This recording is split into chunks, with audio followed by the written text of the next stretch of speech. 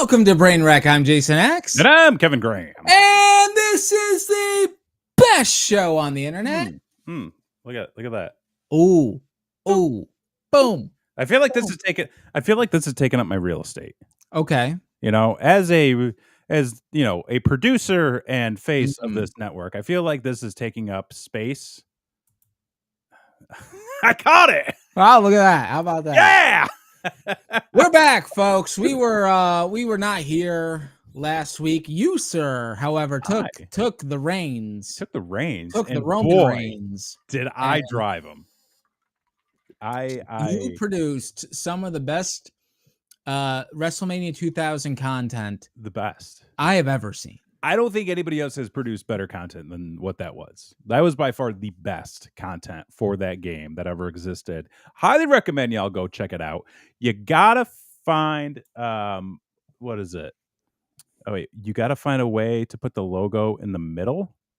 Where there's will, there's way. Or like right here, like a lower corner situation. Like like we're kind of like we're the NBC of YouTube now. Oh, like, is that our new gimmick? We're the NBC. We're the peacock. We're the peacock of YouTube. You know, except we don't run ads, and you don't need to pay for us to get a better service or something like that. But did some WrestleMania 2000 last week. I got another one coming up here shortly. Probably only one more between now and when I leave town. Right. But one more nonetheless. All right. Well, go check that out. The archives. It's worth the watch. You're gonna get to see some shooting in the ring. You're gonna get to see some matches you never thought you ever want to see, and you're gonna get to see some late '90s, early 2000s internet. So, like, bro, dude, that was so organic at the end too. Like, yes. I was trying to leave for 20 minutes, and it just kept getting better. Yeah, so. Little sneak peek for the next one. It's gonna be a whole lot of the Blue Meanie. More Blue Meanie. In this, it's gonna be like pretty much all Blue Meanie. And this next one, what's not to like? We're going to the top. Is what I'm saying. Taking Meanie all the way. You are the cream. I've got the pencil. Listen, I've got the pencil now. Okay, and it's Meanie to the moon. Okay, Meanie to the moon.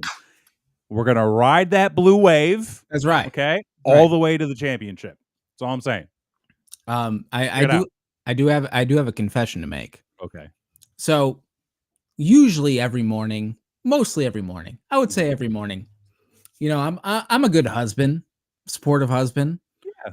And every morning I feel it's like not a duty, but it's something that I enjoy. Is I like making the missus a cup of coffee. In the morning, that's something that I enjoy. Little something from me to her to start her day off. Real nice, right?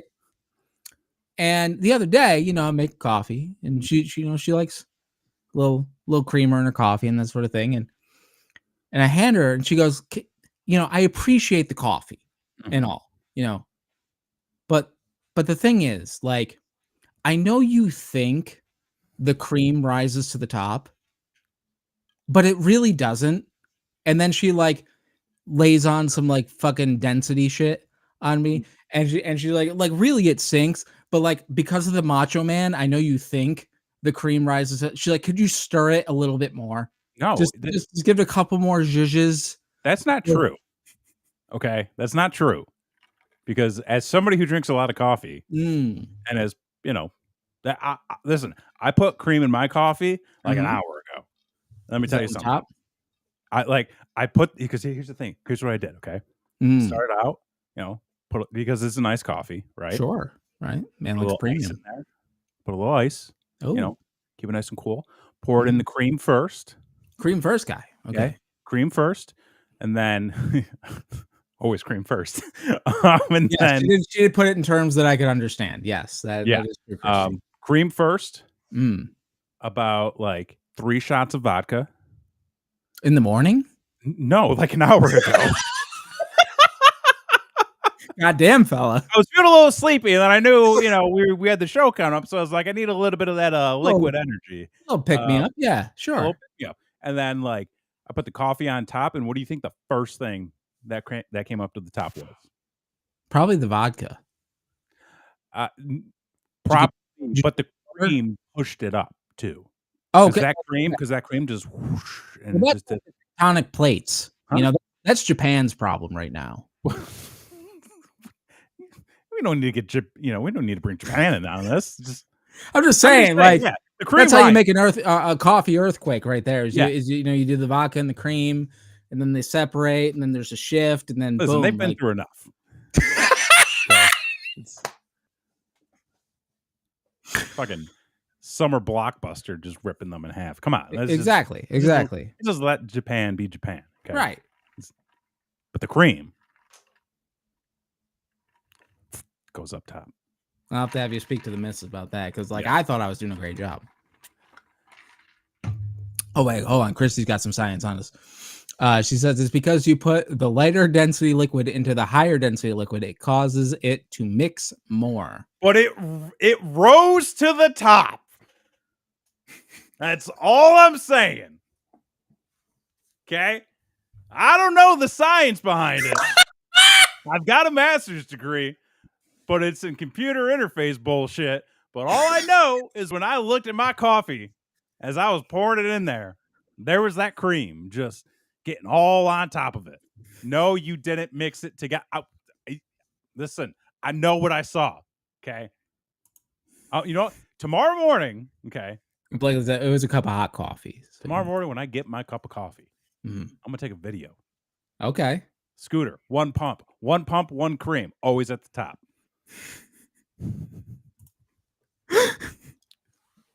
Christy, the fat in the creamer binds to the coffee when it mixes. And then, yeah, okay. Thank you, Christy, for all the signs.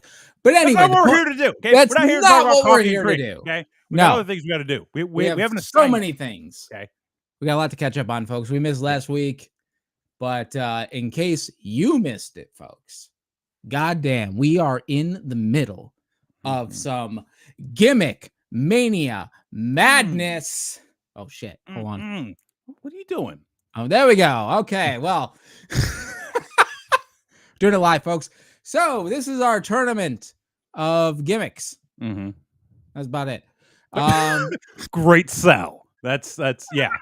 Oh, you want to know what we're doing? Go watch an hour and a half episode we did 2 weeks ago to get all up to speed. Yeah, that's all you have to do. No, what we are doing, okay, is we've decided to match up some of the best or worst gimmicks, depending on your thoughts Your and opinion, feelings, up against each other in a March Madness style bracket. And then we are putting them against each other. Now, you may be thinking like, oh, what are you just going to select the ones that you like the most? No.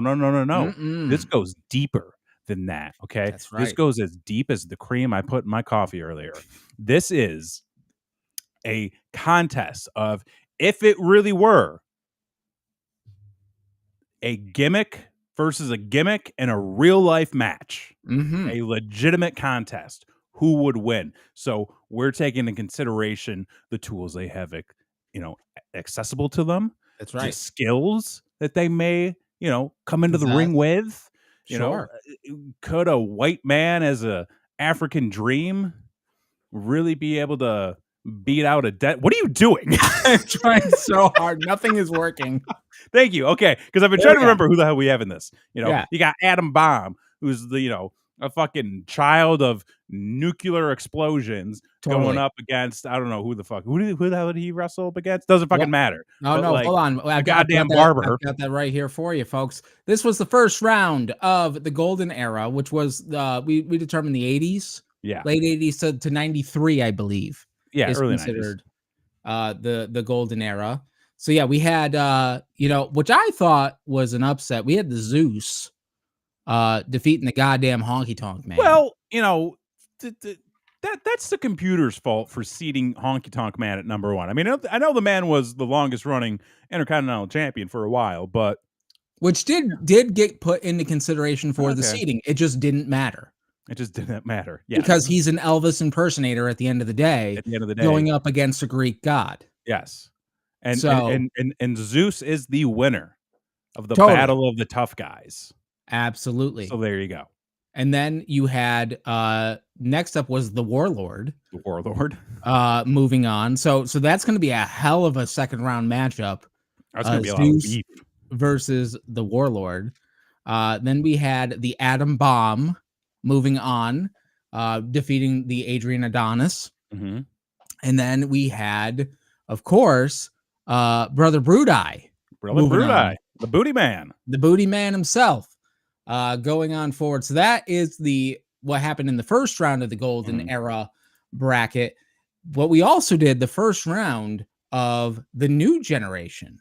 And this was classic. Like, this is the stuff that, like, I grew up on. This was right in my I still don't understand the Mantar.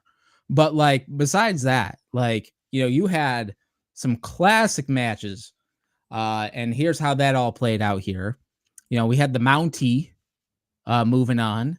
We had Duke the Dumpster Drosy as well, beating the Dentist. Then we had Waylon Mercy moving on, and he's going to be facing the Mantar in the second round. So go back in the archives, watch the reasoning, watch the playback, and see if you agree with us as we move on. But now we're doing the other side because we have to determine the other half of the Sweet 16.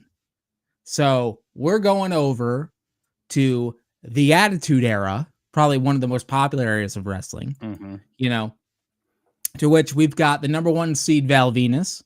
Number 2, we've got Kurgan. 3, Gilbert. 4, Meat. Then we got the Draws, the Tiger Ali Singh, the Beaver Cleavage, and the Naked Midian. By the way, Venus is spelled wrong.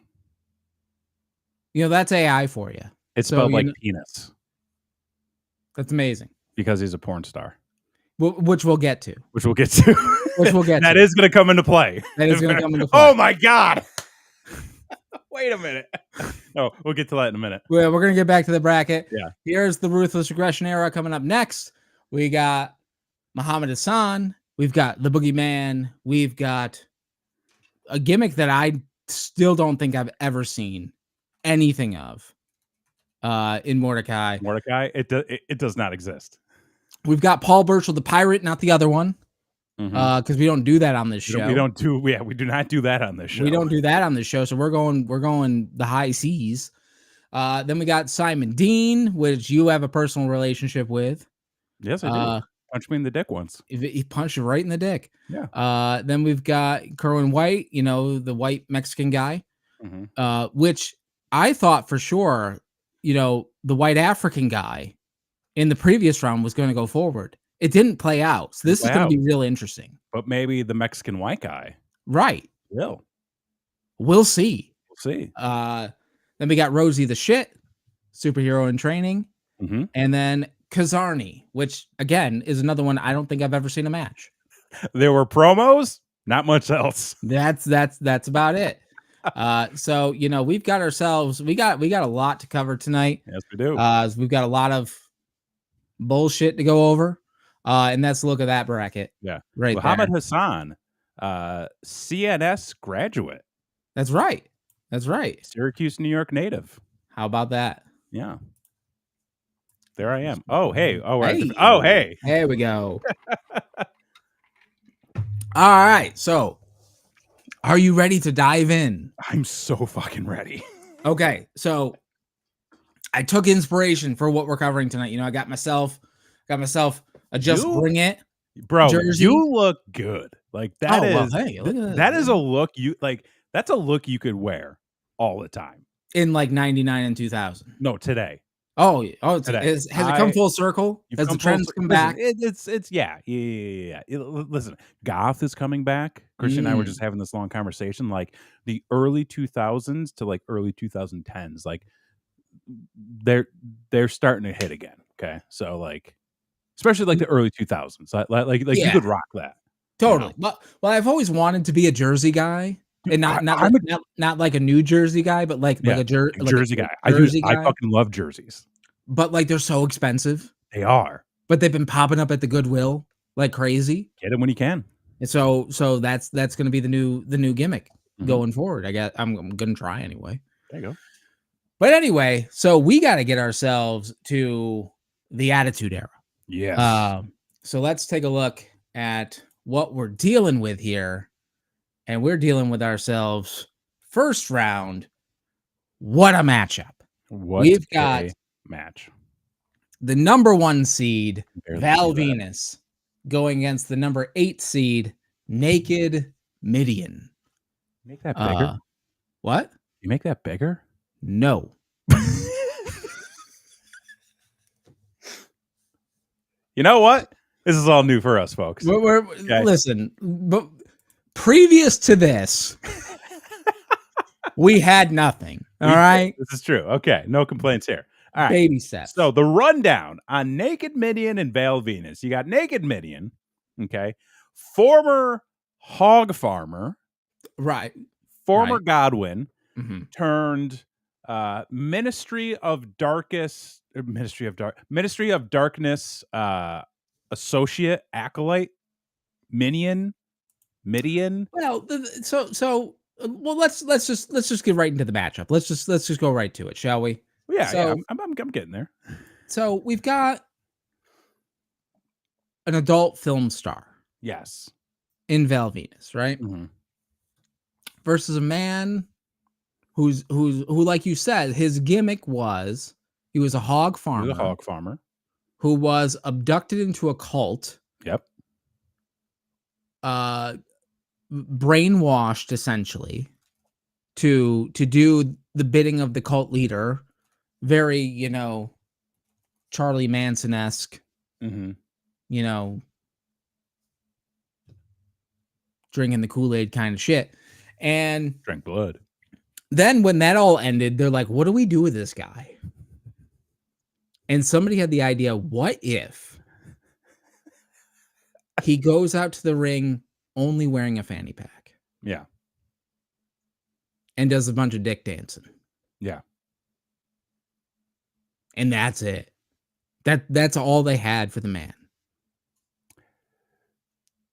The late 90s, early 2000s were fucking wild. A wild time. Wild time. A wild time. Yeah. But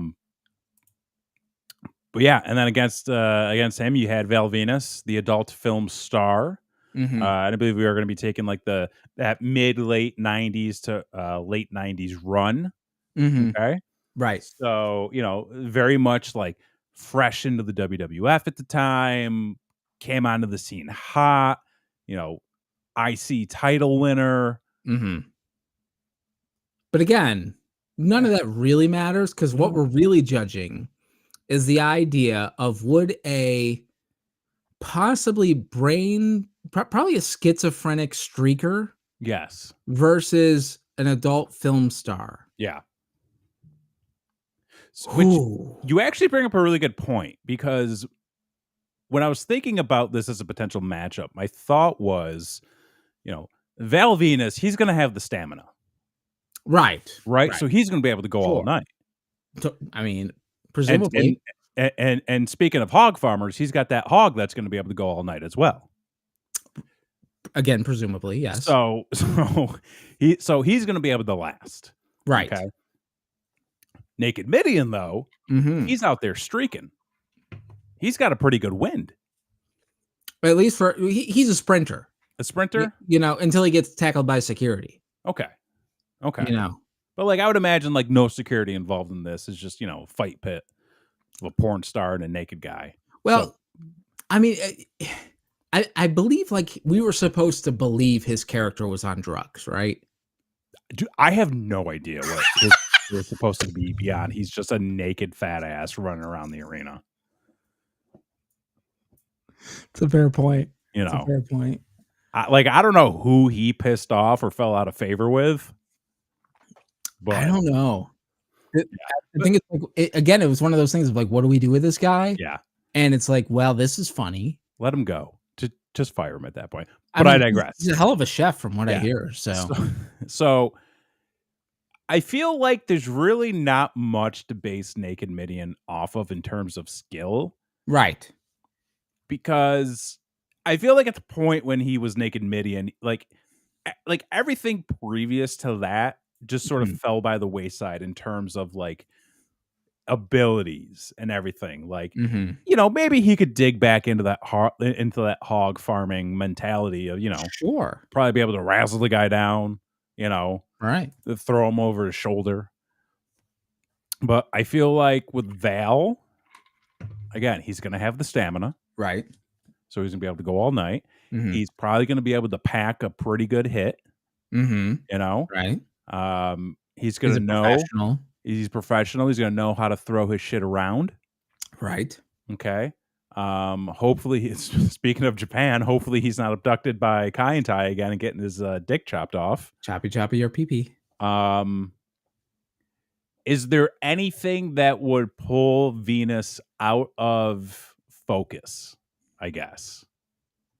Because I feel like this also wouldn't be the first time he's face to face with another naked man. So Well, I yeah, feel no, so I feel like like as the saying goes, you gotta be by to get by. you got to, but I also feel like that porn star mentality. Sure. Like he can look a naked dude in the eyes and not even be phased. Separate. He's a So professional. like where most other wrestlers would see Would be naked psyched in a out, match, that be kinda psyched thing. out. Right. Val was like, "This is a Tuesday." Yeah, right, You right. know, Is the check clearing? is the check clearing? Right. Um, I'm with you on this one. Blakely's got a guy having a psychotic episode is probably going to overpower a porn star. Don't they get inhumane strength? Well, I don't know if we know that he's necessary. I mean, is he having a psychotic episode or is he just Well, he was I kinda think okay, follow me on this. okay? I'm pretty sure that the character of Naked Midian Hmm. is very close to Randy Quaid playing an Amish person. Okay. Because he was a hog farmer, like, brought out to and then shown, the cult life, Yeah. and then it's kinda like that scene in Kingpin when he's cross-dressing and on the stripper pole. Like, See, that's the Naked Midian phase. you could have stopped at the comparison of just Randy Quaid, and that would have made way more sense to me.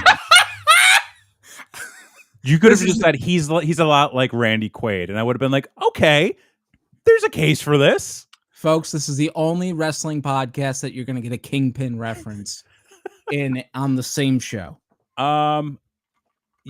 Honestly, I'm gonna have to go with Val Venus on this one for the following reasons. Number one, I don't think he gets phased by Okay. the situation. I Right. think he's able to maintain his composure, and I Mhm. think he's able to let Naked Midian wear himself down, and then Val Ooh. just goes in for the finish. 'Cause he can last. He can last. He can I take his I time. He can work it. You know, Mhm. get a little fluff going. I think that's what seals the deal right there. I think Yeah, we've gotta move on we move it on. to Val Venus, moving on to the next round there. Mhm. I think that's a very reasonable choice Yeah. here. But now we've got to talk about probably one of the most interesting matches Mm. in the tournament. When you're talking about pure gimmick, when you're talking about confusion, when you're talking about I don't really know what's happening, nothing beats this next match of we've got meat Meat. versus draws. Yeah. So if you want to give a who is meat for those that don't know. Meat was just the stallion for the Mm, Pretty Mean Sisters. the Uh, PMS. the PMS, which was Terry Runnels, That's right. Jacqueline, That's right. and Ryan Shamrock, Yeah. and he was basically their stud. He was literally a piece of meat. A piece of meat. A piece of Sean meat. Stasiak Sean Stasiak. Uh, brought in. and that's basically and that was it. I believe a big moment for him was when he was dosed with some Viagra, and then Big Boss Man hit him with in the dick with a nightstick. What a spot. What a spot! Draws though, Mm. bit more of it interesting because former NFL football player Right. The Denver Broncos, essentially was hired due to the fact that he could make himself puke On demand. on command, Yeah. which was something he would do in football games to psych out his opponents. Mhm. And kind of was a tattoo artist, person, piercer. Well, I think he had a lot of tattoos and Yeah, but like, piercings, and that's where they brought in Albert. yeah, they brought in Prince Albert to be Right. his like heavy, but he always carried like, the briefcase with all the piercing gear. So I think Draws was more of that. I don't really know what Draws was supposed to be. he was When when you he was mentioned the he had a great look, he did. He but I did. don't really know what else beyond that. When you mentioned the name Prince Albert, That's what that I'm just like, what was 1999? you had a porn star, you had a dick piercing, you had a naked guy in a fanny pack. This was pro wrestling at its peak. This was the hottest era of pro wrestling up until that point. And the characters you had running around was a dick piercing and a porn star. Wild times. Yeah. Wild times. I for me, and again, like I don't just we'll say Draws was just like that. Yeah, Blakely, a bunch of man meat is what that was. Draws was kind Absolutely. of more of just that late 90s rocker, tattoo guy, pierce guy, kind of rave dude at some point too. Mhm. He was kind of like a dirty white boy in a lot Well, of he ways. was also a member of LOD. Don't Yeah, forget but that. then I'm not counting that. That was beyond all this, and then I don't want to remember any of that. Sure, who does? Um, honestly, I feel like this is a quick contest. Really? I feel like Draws beats the shit out of him. Beats the shit out of meat. He I beats his feel meat. like he just beats that meat Mhm. all over the place. Right. Um, let's see. Oh, Bergman's saying the two traded wins in May '99 on Heat and Shotgun Saturday Night Lifetime series of 1-1. Wow, look at that. Oh, And that's a factor. that's a That that is is why you're here, sir. That is why yes. we appreciate you. That is why you are the unsung hero of this show. Tune Um, in for Bergman, ladies and yeah, gentlemen. tune in for Bergman.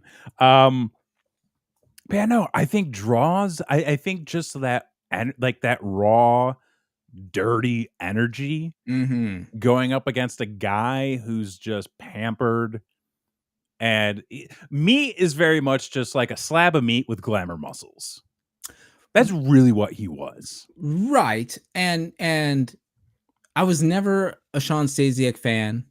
I was never a fan of his work. Um his tights look like tidy whities. That was the idea. Yeah. And I know I was not a fan.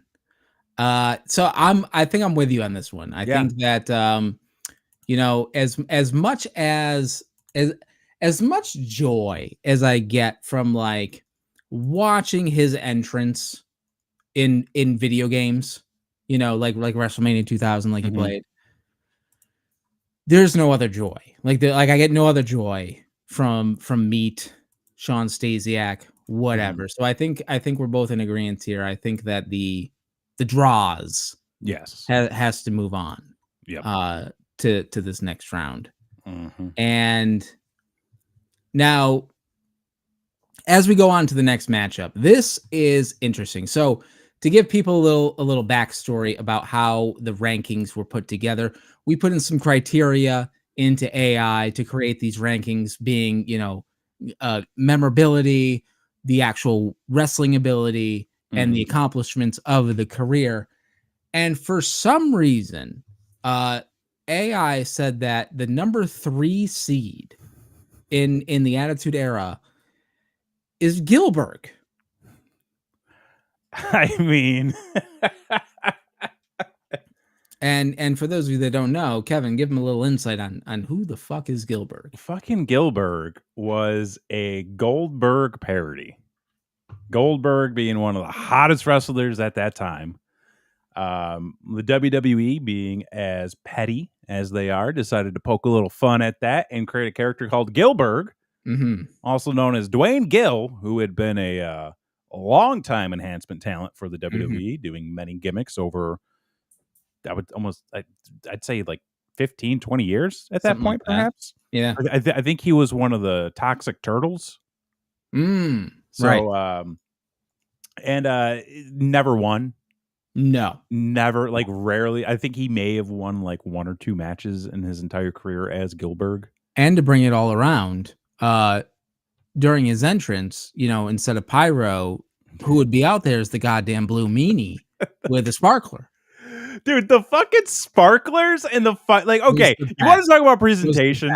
You want to talk about putting like a little bit of money behind just like a parody gimmick? Like Gillberg is like the parody gimmick in my opinion. Yeah. Like because like a lot of times you get parody gimmicks and you're just like, that's cheap, that's boring, that's just like, okay, come on, let's get it over with. Like everything, like Gillberg was well produced.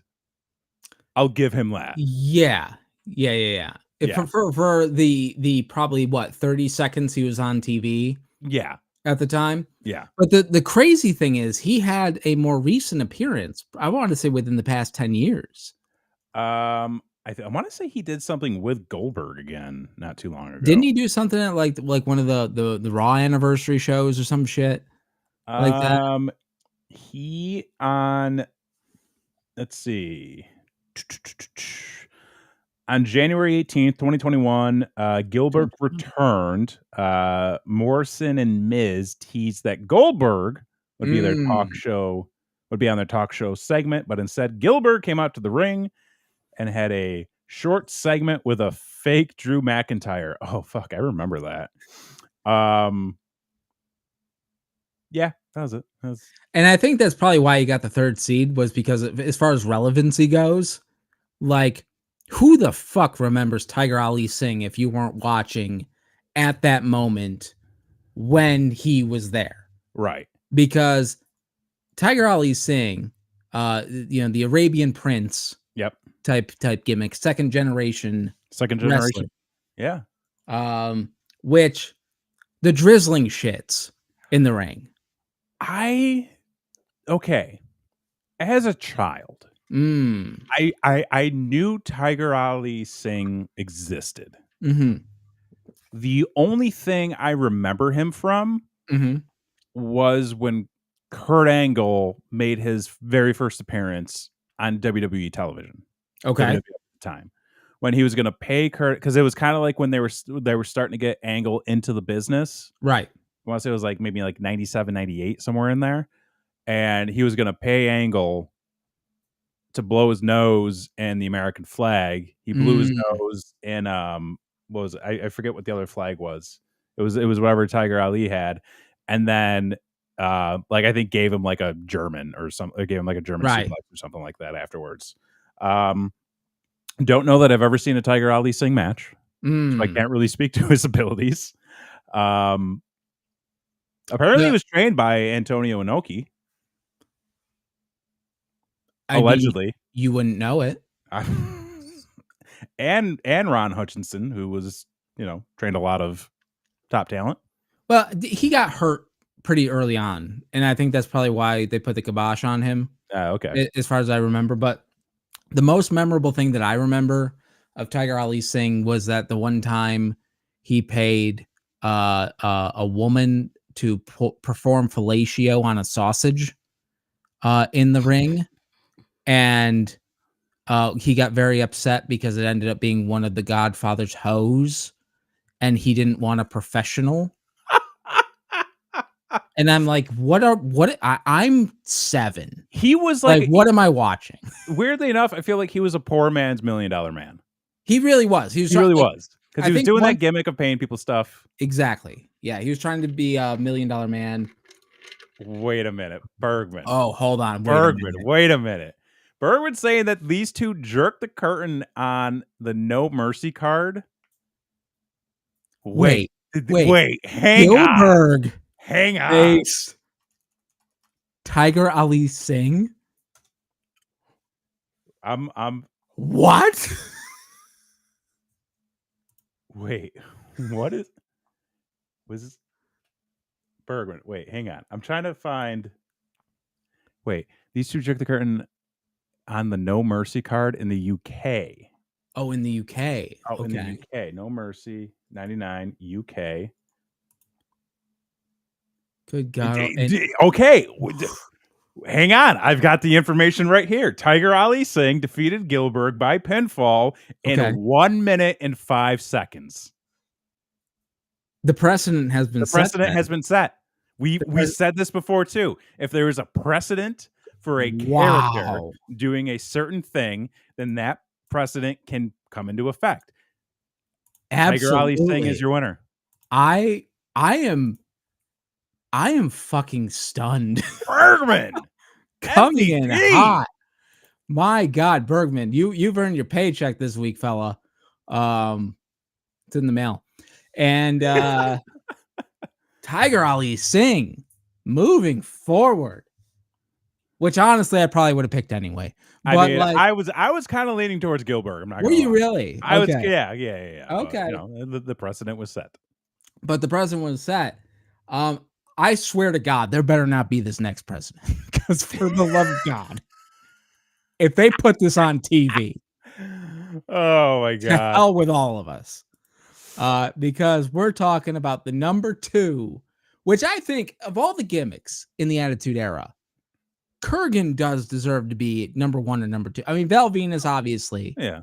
Kind of takes the cake on that one, but Kurgan had a hell of a run for what he was. He was all over the place. Which was like a big dude, and that's it. Yeah. So it really kind of depends on what Kurgan we're talking about here. Mm-hmm, mm-hmm. Are we talking about Truth Commission Kurgan, or are we talking Oddities Kurgan? I mean, okay. Here is his entire WWE run. WWF run. Okay. Signed to the WWF in 97. Okay. Alongside the Jackal as a member of the Truth Commission, which was it was, I forgot. Yeah, this is what it was. The Truth Commission was a take on the South African Truth and Reconciliation Commission. I don't ever remember seeing a Truth Commission match. I remember having a WWF magazine in the late 90s that had a picture of them in it. I couldn't tell you a single match that they had. I think they had one like multi-man tag where they all got squashed, and then that was it. Like they moved on. Apparently Mantar was part of the Truth Commission. Coming full circle, folks. And Bull Buchanan was in the Truth Commission as well. That's true. That is right. Yeah. And then from there, he went on to be just Kurgan. The sideshow freak, right? No. He was Kurgan, just he was just the Jackal's big heel. Essentially. Yeah, right. He had like the Great Khali gimmick. He had the claw, right? And he had like all the fingertips on the claw. And then he went into probably the best gimmick that he ran with, which was a member of the Oddities, which was a group of sideshow freaks, which also consisted of John Tetna as Golga, Luna Vachon, and then sung out to the ring by the Insane Clown Posse. That's right. So it had some Juggalo action.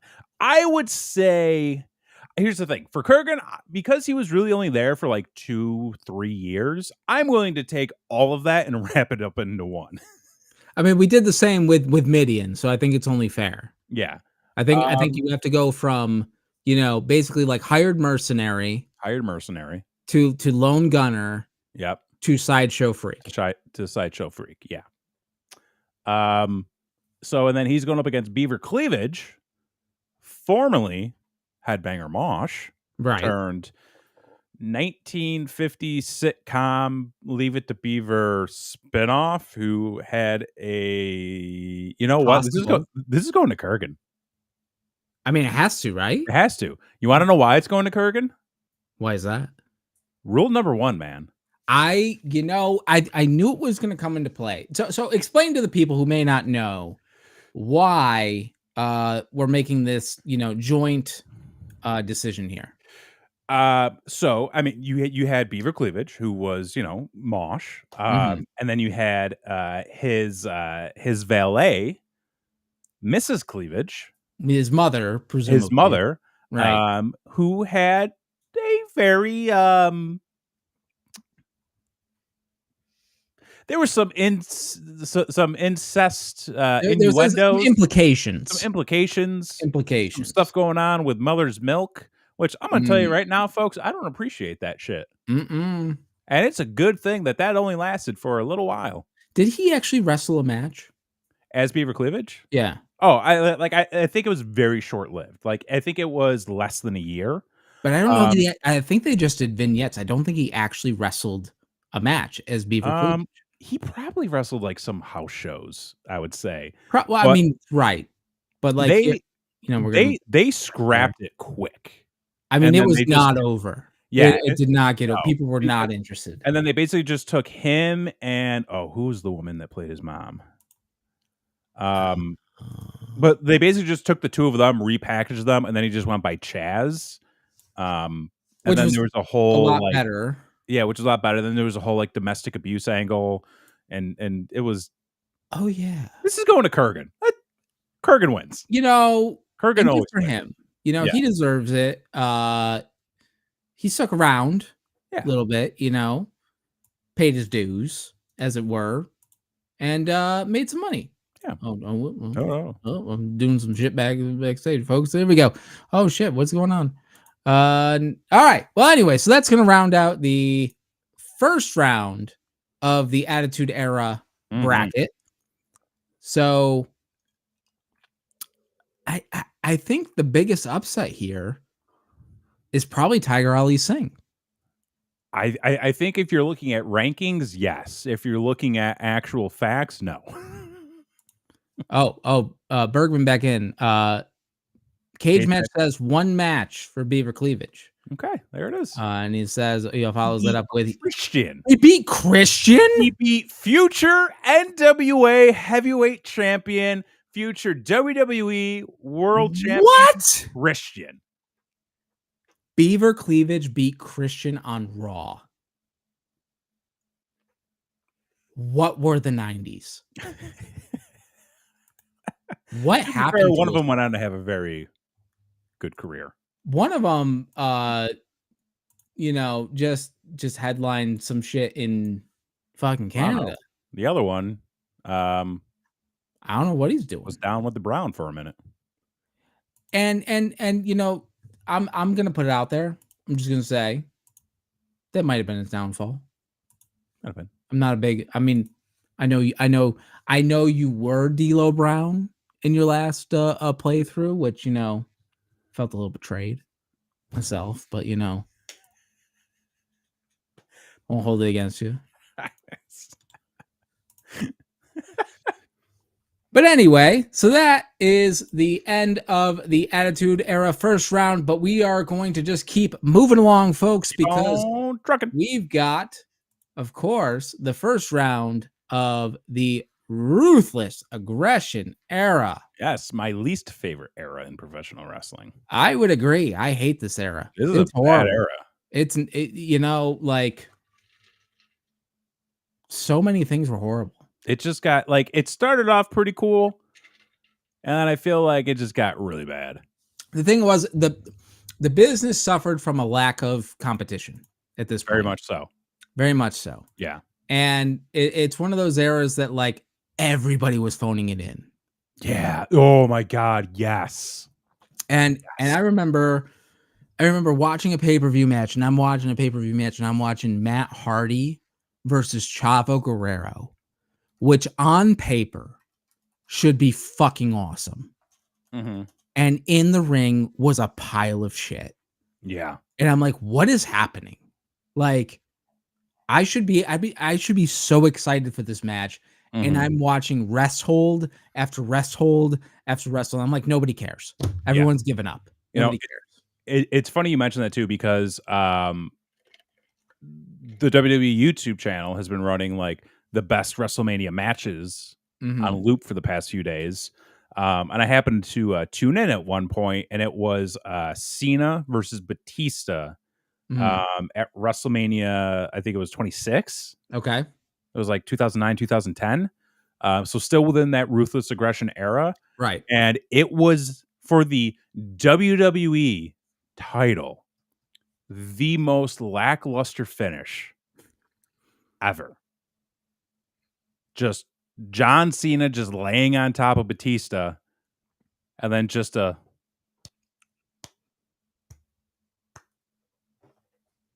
like you talk about phoning it in. That I mean, there, like you were either gonna watch wrestling or you weren't. yeah. At that point, And there like, wasn't another option. I was like very much like on my way out of watching wrestling at this point. Oh, totally. This is where they lost me. This is where they lost me too, of all people. So this a little contention to the zero. But we got a first round matchup that we got to talk about. We got to talk about goddamn Muhammad Hassan versus the Kazarni. And again, Bergman, we're gonna need your help here. I can't tell you if Kazarni had a match. He had a lot of promos. A lot of promos. That were basically giving away the business. Because they didn't care. They didn't care. They didn't care at this point. But yeah, Kazarni was a carnival freak. An insider shooter, I guess. Shooter. Well, I mean, like, you know, yeah, I can't remember shit he did. But he was, we'll call him a carny. He was a carny. That's what he was. He was a carny. Right. And then he had Muhammad Hassan, who was maybe a terrorist. He was anti-America. He was anti-America. Right after 9/11. Yes. Like immediately after 9/11. Listen, it wasn't the 80s. No. That shit was not going to fly anymore. No. I will say this, though. You want to talk about a character who had a good look, seemed to be able to carry himself in a match, could work a mic. On paper, that's the thing. He on paper, he should have worked.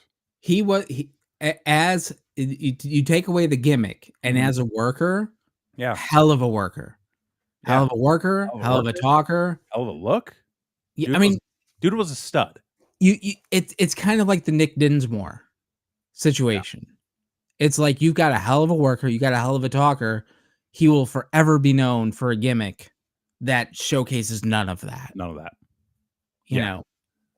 So, but at the same time, when you're saddled with when you're up against Kazarni, I know. At the end of the day, Muhammad Hassan got heat. He got heat. He got heat, and he got choke slammed or last ride off the stage. He was by the Taker. They literally killed off his character. Yeah, they get like Paul Bearer in cement. They killed off. They literally killed off. Yeah. Currently works in the Fulton School District. Kazarni, Axe, one match on SmackDown. Did he win though? I mean, I'm sure they put him over in his first match, right? Yeah. I would say this. I would say I would give it to Hassan based on tactical wit. I mean, he's a terrorist. Allegedly. We don't know that for sure. We don't know. I mean, you know, on paper, what we're dealing with. MVP. He beat MVP. Okay. For fuck's sake, he beat MVP. Yeah. All right.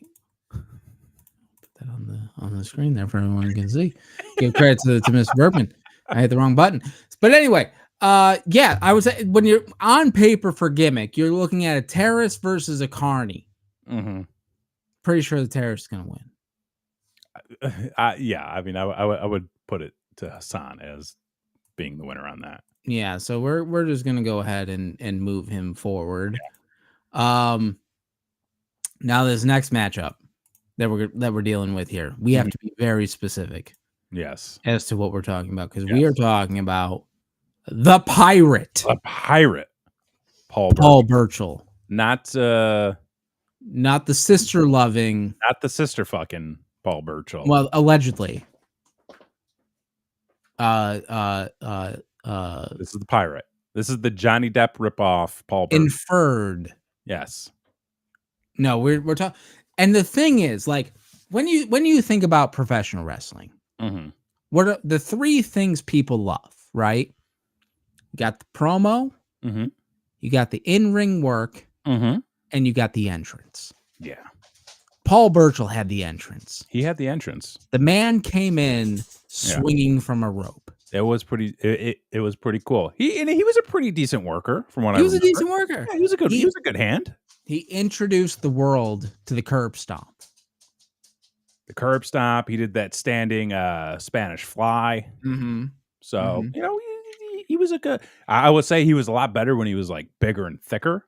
Sure. You know, kind of he was kind of like a Samoa Joe size at one point.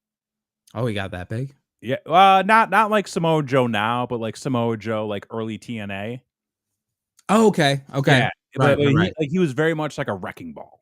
Okay. Which I'm always a fan of, like the wrestlers who are just like wrecking balls. Like they're quick, they're powerful, and they will throw their weight into you. You got yourself a Bam Bam Bigelow. Bam Bam Bigelow. You know, a Kevin Owens. There you go. You know, so now going up against Simon Dean, who for those that don't know, the fitness guru who didn't really take his own advice, because you know, and that's a fair right there. He did not live the gimmick. Well, okay. Which you could kind of play into the gimmick, I feel, at some point. So Simon Dean or Nova, who at one time was the head of Ohio Valley. Yep. Main piece of advice to all us workers in the back was get on the sauce. Get on the sauce. that was his number one tip for everybody. He's like, hey, you want to make it? You gotta get on the juice. See, he gave me such better advice. See, and this I want to hear. What did he say to you? Like, so like I drove those guys around. Right. Not only did I have the opportunity to work with them, which was great, and this was the BWO, so you had Stevie Richards, Blue Meanie, my man, and then Simon Dean, who came in as Hollywood Nova. Right. I drove them all around. Like, actually, I think Meanie drove himself. But like all of them were super cool. Like Stevie was like super talkative, super easygoing, gave me like a ton of good like feedback about like the in-ring stuff. Simon Dean was like I drove him to the airport, and like and then like we sat there for like 10 minutes, and he just like shot the shit with me. Okay. And like he gave me some great advice on just like a direction to go in with pro wrestling, just like from the standpoint of where do you want to go as a wrestler? Right. And he was like, you know, some people just like playing softball on the weekends, and that's fine.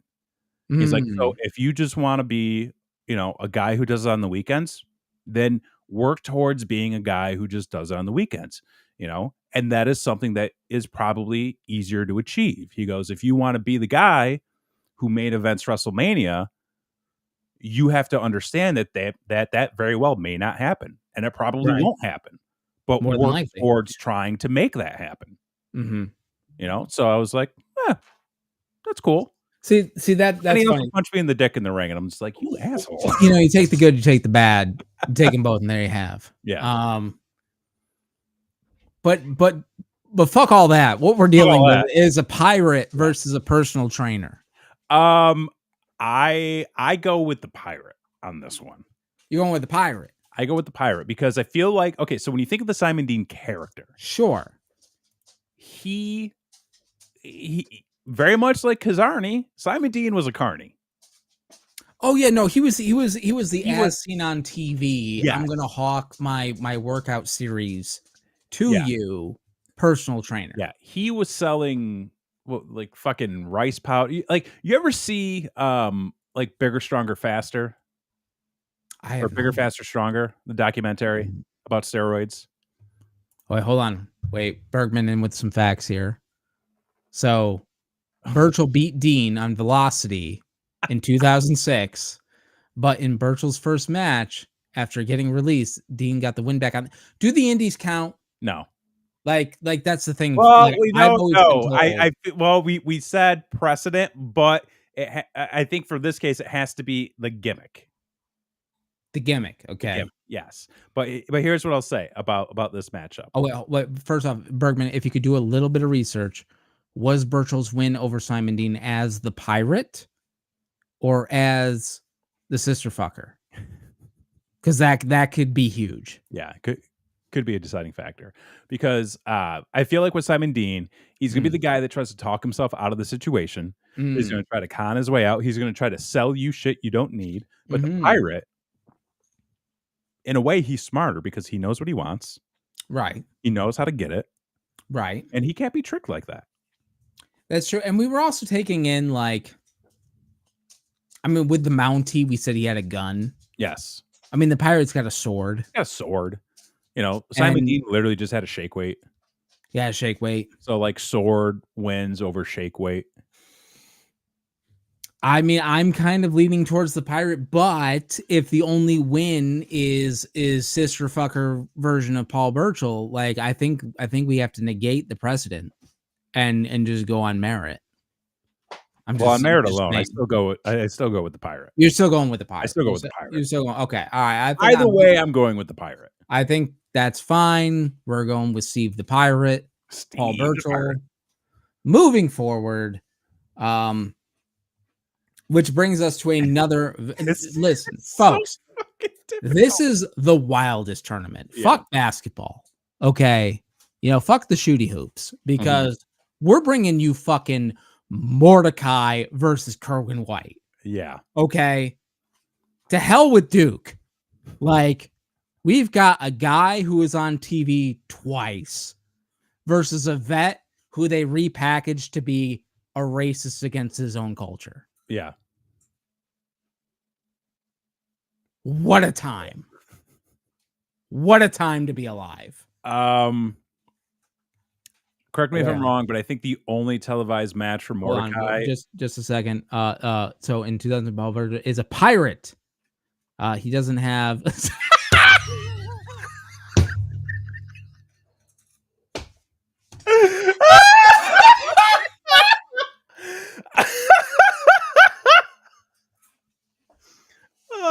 Bergman, you fucking rule, man. Okay, the comment Bergman dropped in was, so 2006, Burchill as a pirate doesn't have sex with his sister until 2008. Thanks, Obama. Thanks, Obama. Fucking Obama, man. Yeah, Mordecai has the one match against Hardcore Holly at, like, I don't even remember what pay-per-view it was. I don't know. People were saying like he was supposed to be like the anti-Undertaker because they had like a very similar presentation. Maybe they wanted to go towards that, but the gimmick sucked. I mean, Undertaker's white, but like he dressed in white. Well, yeah. Yes, he dressed in white. Right. The gimmick sucked. It didn't go anywhere. Nobody gave a shit. His first match was against Hardcore fucking Holly, which who fucking cares? He reminds me of that fucking guy on the ECW revamp, the vampire, Kevin Mordecai Thorne. was repackaged into Kevin Thorne. Yeah. Yeah. Is that the same dude? Same dude. Oh, well, that's why he reminds me of him. Well, how about that? I didn't even know that. Starkly different. I mean, they dyed his hair. They dyed his hair and gave him a completely different look. Kerwin White. Where do we begin? Here's the thing. Can I pitch something as a possibility for how Kerwin White beats him? Please. The gimmick is that he's a white guy, right? A very yuppie, uppity white guy. Who's a Mexican? But it is a Mexican portraying a white guy. He's basically the guy. He's basically the guy from the Boondocks cartoon. Yes, but like his character is that he's like a Republican. Right. I don't think Kerwin White even shows up to the match. I think he calls the cops and says, "Help. There is a cultist after me. This is where he's going to be." He has a giant bladed staff. I believe he intends to do harm to me and the people around me. Could you please take care of him? The cops show up, arrest Mordecai. Okay. Kerwin White wins by count out. You know, I think with that scenario, it really comes down to who would win, religion or the government. The Right? government every time. And it's the fucking government every time. Government. It's the government every time. Based on and I think I'm bold enough to say, based on that precedent that has been set, that like you can't fight City Hall. No. You know, you can't fight corporate America, and you can't fight the government. Kerwin White uses his tax dollars wisely. He as you know, a former president once said, I use the system to my advantage. So in that case, I think Mr. Chavo Guerrero, Mr. Kerwin White, is moving on. Yep. To the next round. So now we have the last matchup of the evening, folks. We got here. We did it. This is it for tonight. We've got ourselves, which will probably be the hardest matchup. This will be tough. Because for some reason, AI seeded Rosie the Shit at number 7. And which I think is outrageous. But I think seeding the Boogeyman at number 2, very fair. I think so. I think that's a very fair seeding. Yes. For some reason, for such a shit worker, the man has been relevant forever. Yeah. You want to talk like the Boogeyman is one of those situations where like kind of like a Naked Midian or a Kazarni or a Mordecai even. Or any of these fucking guys. But like those 3 in particular. Okay. These are gimmicks that sucked. These are gimmicks that were given to people who they really didn't care about. They just wanted to see what they would react to and how they would be. The real life situation behind the Boogeyman is a very unique one. Okay. Because you have, I believe his name was, if I'm correct here, Martin Wright was a contestant on the resurgence of Tough Enough. That's right.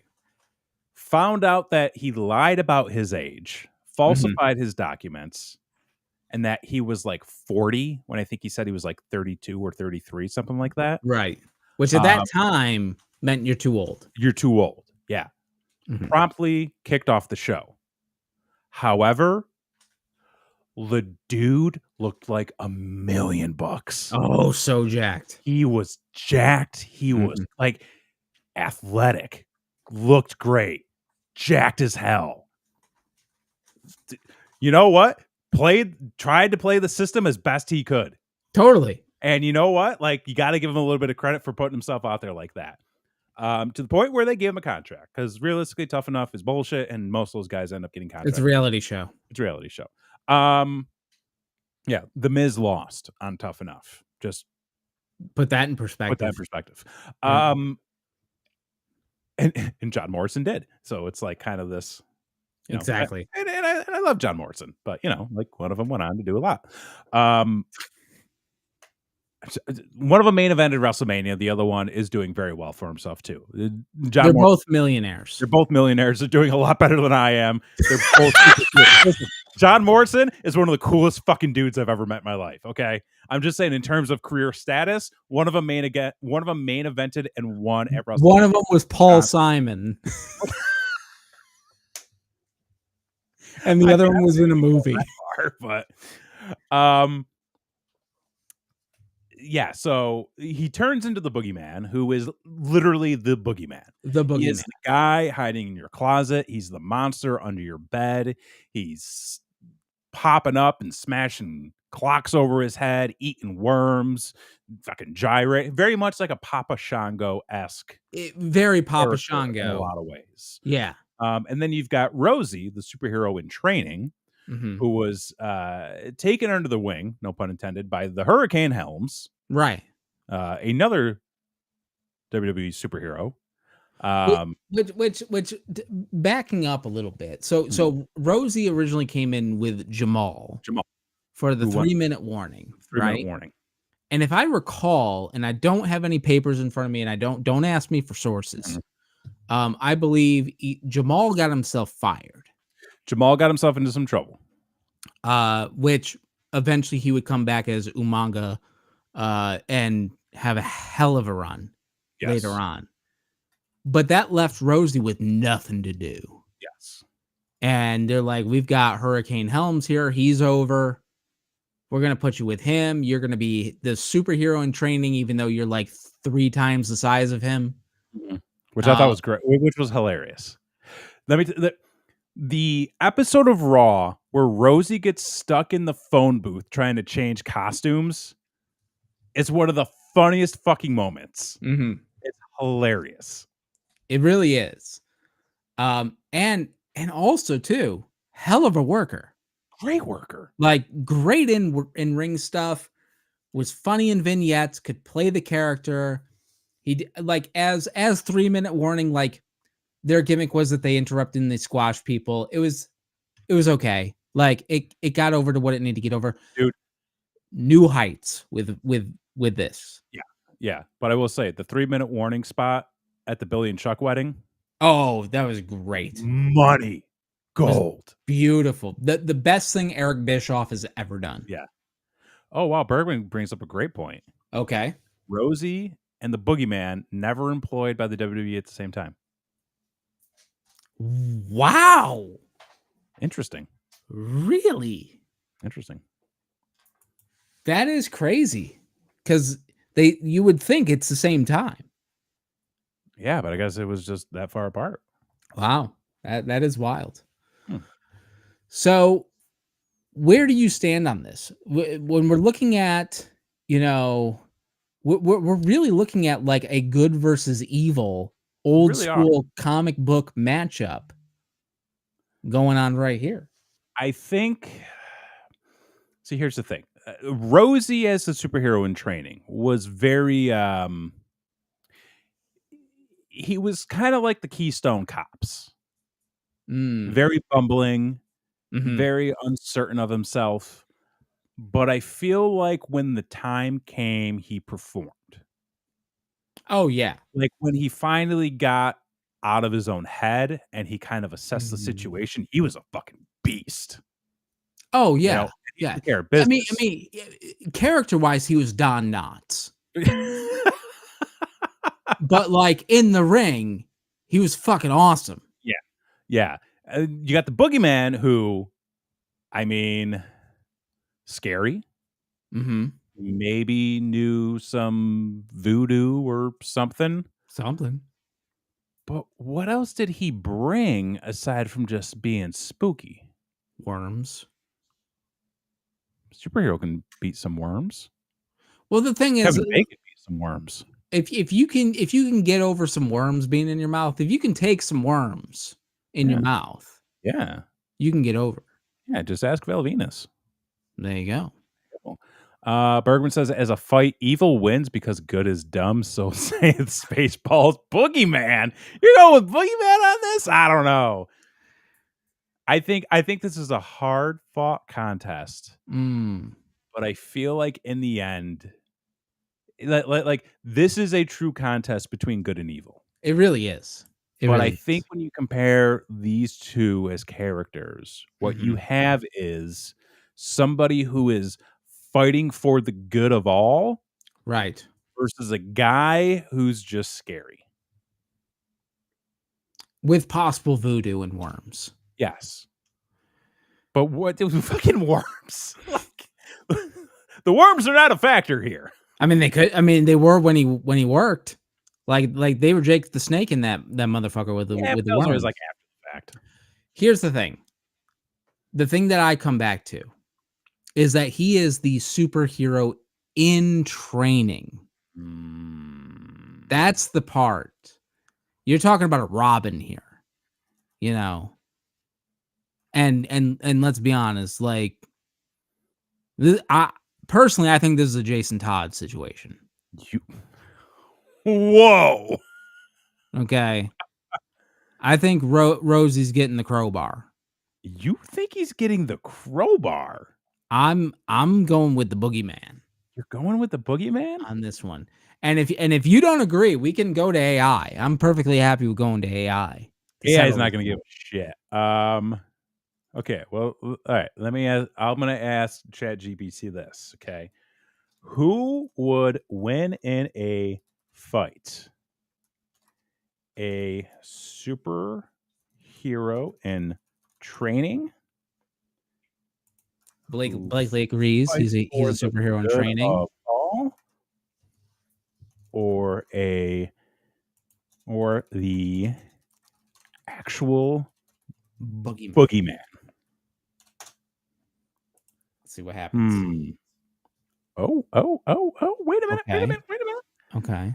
Okay. In general, a superhero in training would likely have some form of combat training, Mhm. enhanced physical abilities, Okay. and possibly special powers or gadgets designed to aid them in their fight for good. However, being in training implies that they may have not fully Mm. mastered their abilities or developed the experience necessary to handle all situations effectively. On the other hand, the boogeyman is typically portrayed as a supernatural entity with eerie powers and a penchant for instilling fear in others.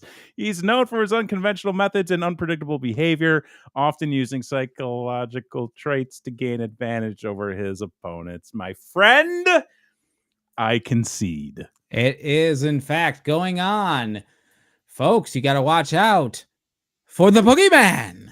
Coming to get you. He is coming to get you. Holy cow. Wow. This turned out more intense than I thought it was. It's close. It was Yeah. close. There were some And close ones here. a lot of close ones this time. But there we have it, folks. Yes. We have filled out, we've gone through the first round. Mhm. Um, and the next time that we do this, next week on this show, Well, well, mm, yeah. We'll say next week when we next do week this. on the Yeah. show, stay tuned for an update as to what the actual schedule for that is going to be. Yep. But we got to finish this thing before WrestleMania. We do. This has to get done, and WrestleMania is Listen, right around the we corner. got we got we got 3 things. Okay. Mm, Technically, I have 3 things that I'm gonna be dropping before WrestleMania, and you better okay, bet your ass that they're coming and they're gonna get done. that's 'Cause right. I got goals to hit. I got targets Mm, to reach. Oh, mm. it's gonna be a busy week and a half, let me tell you that. Actually, no. It's gonna be a busy, like wait, Thursday, Friday, Saturday, Sunday, Monday. It's gonna be a busy 5 days, y'all. Don't worry. I'm good. I'm good for it. He's good for it. So we next time that you see this, we are going to finish the rest of the tournament. Mhm. We are going Yes, to we're gonna go for as long as it takes to get it done. But be sure to subscribe, be sure to like, and be sure to get yourself a goddamn t-shirt over at our T Public store. Get the best shirt on the internet, Brainwreck TV. We got a new design with a new logo coming up soon. So be sure to get it when that does come out. Uh, oh, fuck. Nope. Be sure to subscribe, ring that notification bell. Anything else going on? No, that's it. I'm gonna be doing just follow along, you know. We're gonna bring so much stuff to you. Quail, you wanna come say okay, fine, bye. Fuck you!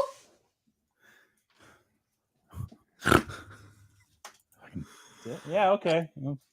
All right. So that's going to be it, folks. So make sure that you subscribe so that you come for the finale of this tournament. And then also, we are going to bring you some more wrestling content. We're going to get Kevin's review from watching WrestleMania live after it happens. So you will know what it was like to actually be in the building when, CM Punk. When CM Punk gets into the action and Steve Austin comes out, oh, bro, I can't fucking wait for Punk to be like, oh, I'm not really hurt. Go to sleep, bitch. And then Austin to come out and be like, oh, what's up, stunner? Tell me I'm wrong. I mean, half of TikTok has already told you how wrong Yeah? you Guess are. what? They're wrong, okay? Come at me. You got something to say? Say it to my face, okay? Why don't you put yourself out there, okay, and make a prediction and send it to me, okay? Instead of just sitting there behind your keyboard, "Oh, you're wrong. You don't know anything." I know more than you do, okay? So there. He's got a master's degree. I got a master's degree, okay? Simon Dean punched me in the dick, and then I beat the Blue Meanie. He's a really cool guy. I'm about to do, a title run with him. But, fucking I'm a champion, or I was, then I lost. Blue Meanie gave me a stink face. Blue Meanie's a cool guy. How about that? How about that? So for this week, I've been Jason X, I'm Kevin Graham. and this has been your show. Peace.